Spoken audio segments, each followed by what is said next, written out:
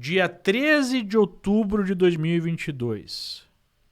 Marque essa data porque nós temos aí um ponto de inflexão definindo a escalada no regime autoritário que já está vigente, especialmente no que diz respeito à liberdade de expressão. Hoje, o Tribunal Superior Eleitoral decidiu censurar um vídeo da Brasil Paralelo, que é um vídeo promocional de uma série chamada Teatro das Tesouras. E esse vídeo censurado apenas apresenta uma série de reportagens sobre os escândalos de corrupção que aconteceram durante o governo de Lula. Veja aqui um trecho, maior desse vídeo. O que se trata?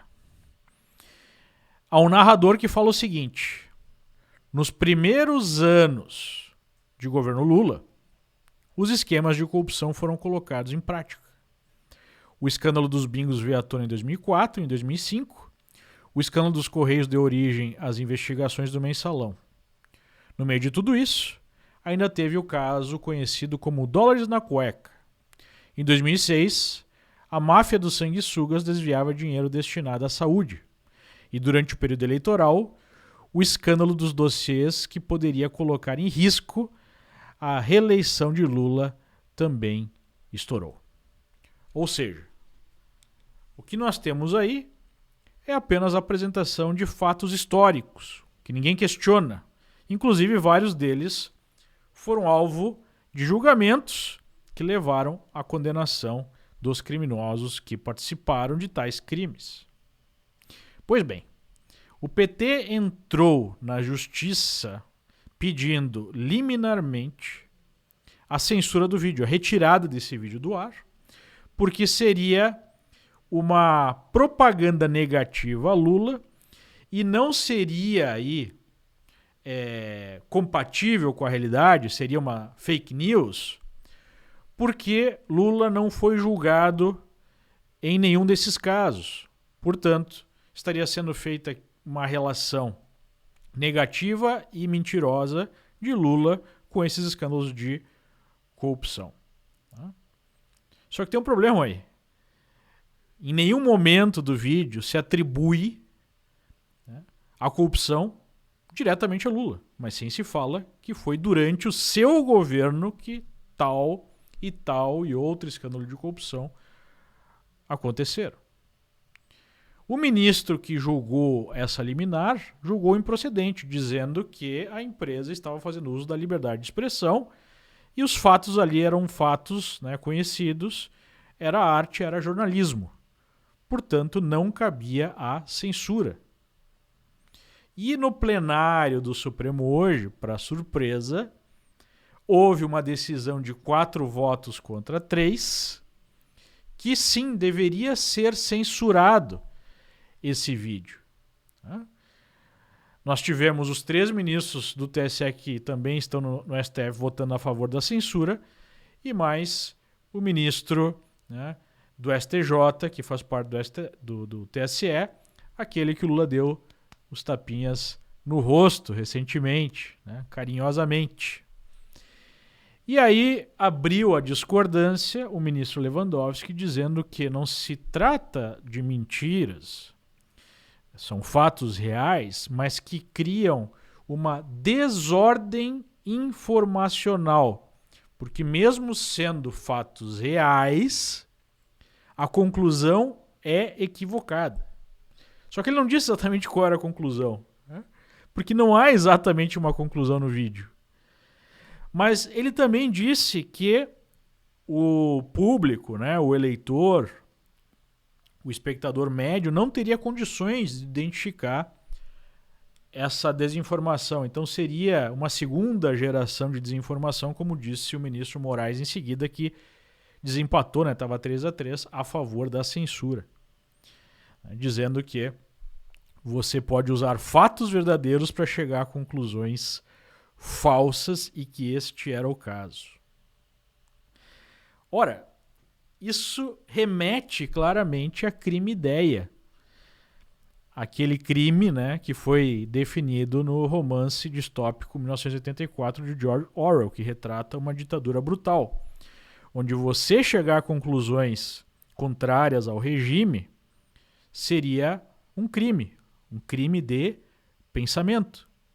Então veja, agora eles não estão mais utilizando o argumento que fatos inverídicos, ou que seria já, né, um absurdo, fake news seriam passíveis de censura.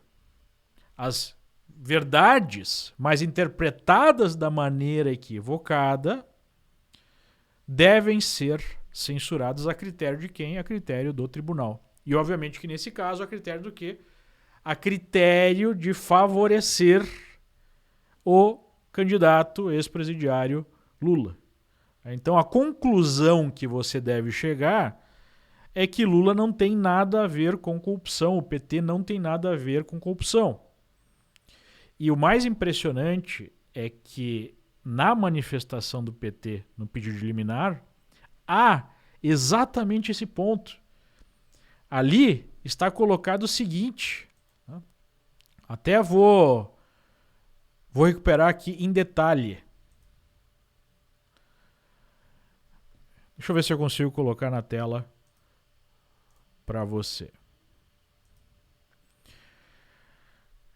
O que a representada, a Brasil Paralelo, deveria comunicar aos seus correligionários é que houve casos de corrupção apurados durante o período em que Lula foi presidente da República, porque os órgãos de persecução tinham autonomia suficiente e realmente buscavam combater a criminalidade e a corrupção, diferentemente dos dias atuais. Ou seja, aqui o censor ele não quer simplesmente bloquear uma notícia e fazer, né, o PT, como todos os partidos revolucionários comunistas fizeram na história, que é apagar os crimes que eles cometeram no passado, mas ele está dizendo para a Brasil Paralelo o que a Brasil Paralelo deve escrever se ela quiser permanecer no ar, né, quiser permanecer operando. Isso já é um recado claro. Eu não consigo pensar em algo mais totalitário do que nós estamos observando. Nós estamos observando agora a corte deixando claro, né, a corte instrumentalizada pela esquerda, deixando claro que não é só coibir fake news, é ter as conclusões certas, é pensar da maneira correta. E qual é a maneira correta de você pensar? A maneira correta de você pensar é a favor da agenda socialista. É isso que efetivamente eles querem dizer quando estão se colocando em defesa do Estado Democrático de Direito, né? Estado Democrático de Direito, ou democracia em geral, para esse pessoal é simplesmente você defender e seguir a agenda socialista. Qualquer coisa que vá contra a agenda socialista ou contra os líderes desse Estado socialista é mentira, é desinformação de segundo grau até, segundo os ministros. É difícil expressar em palavras a gravidade disso, porque a partir dessa jurisprudência, qualquer pensamento livre é passível de censura. Isso vai frontalmente contra o que está colocado na Constituição, que é a liberdade de pensamento, de expressão. Estão rasgando a Constituição brasileira, estão rasgando os nossos direitos mais fundamentais no meio de um processo eleitoral.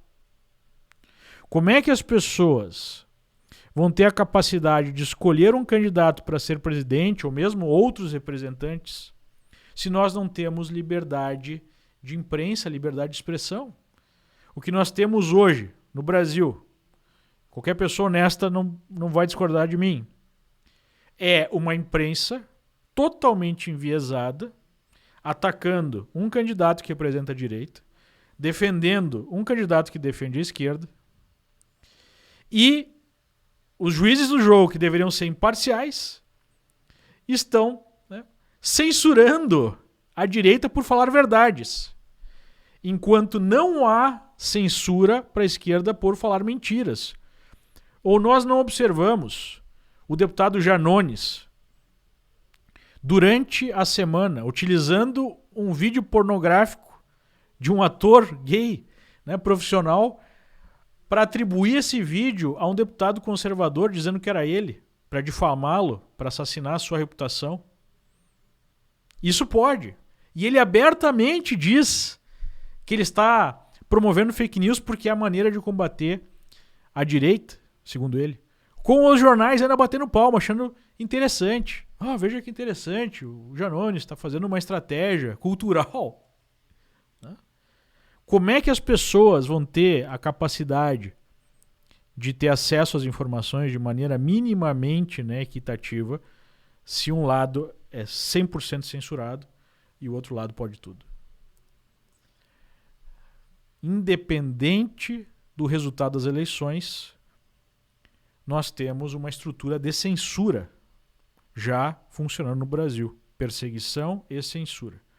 Agora pense o seguinte, se mesmo antes do PT voltar à presidência já está conseguindo impor a sua censura, imagine se voltar. Aí vai ser realmente perseguir aqueles regimes que eles já apoiaram, já conseguiram colocar de pé, como na Venezuela e Nicarágua, né? Onde se alguém levanta para se opor, está passível de ser perseguido, de ser censurado, até mesmo preso. Então, é isso que está muito claro para o eleitor. De um lado, nós temos um projeto conservador que defende as garantias constitucionais básicas, especialmente a liberdade de expressão. Do outro, como esse caso demonstra, nós temos um projeto totalitário de poder que já aparelhou várias instituições e que busca a hegemonia, que busca aí definir o que você pode pensar e o que você pode falar.